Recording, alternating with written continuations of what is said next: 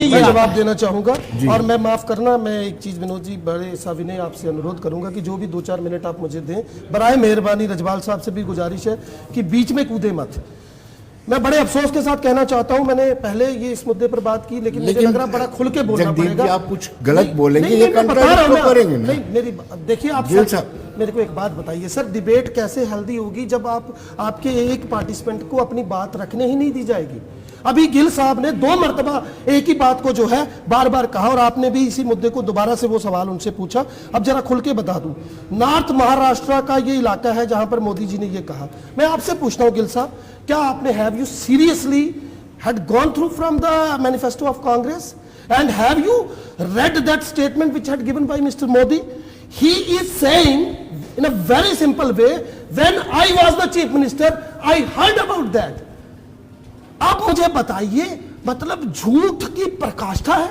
वो ये कह रहे हैं कि जब मैं चीफ मिनिस्टर था तो मुझे ऐसा पता चला कि कांग्रेस ऐसी तैयारी में है कि बजट में इसका एलोकेशन होगा। मैं दोबारा बता रहा हूं, कांग्रेस के मैनिफेस्टो में सिर्फ इतना कहा गया है कि एक तरह का फेयर डिस्ट्रीब्यूशन होगा। I am using these 2 words. और माफ कीजिएगा, मोदी जी के इस बयान को आप दोबारा से सुने, आपके सामने सारी स्थिति पारे की मानिक स्पष्ट हो जाएगी। वो ये कह रहे हैं और बड़ी सफाई से कि जब मैं चीफ मिनिस्टर था, कब थे वो चीफ मिनिस्टर आप बताइए, तब उनको पता चला था। कहां से पता चला था, किन सोर्सेस से पता चला था? ये तो ठीक वैसे हो गया जैसे अपने आखिरी अभिभाषण में उन्होंने नेहरू जी के एक खत का जिक्र किया, लेकिन ये नहीं बताया कि वो खत कौन सा है। तो इसलिए पहले तो इस पर मुझे लगता है बात हो जानी चाहिए।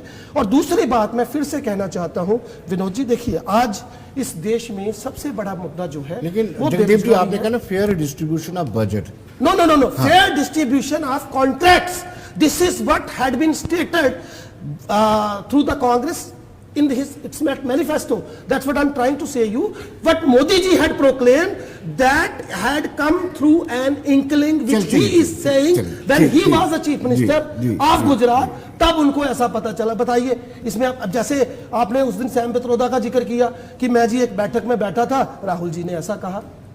मेरा कहने का तात्पर्य, आज कहां है सैम पित्रोदा, मुझे बताइए जरा। तो कहने का तात्पर्य यह है कि ये एक बड़े स्तर की एक साजिश हो रही है इस देश की जनता को दिग्भ्रमित करने की, और मुझे अफसोस के साथ कहना पड़ रहा है कि इसमें हमारे माननीय प्रधानमंत्री भी शामिल हैं। चलो ठीक है मनीष जी, तुष्टीकरण की राजनीति करने वालों के साथ आप कंधा से कंधा मिलाकर के चल रहे हैं।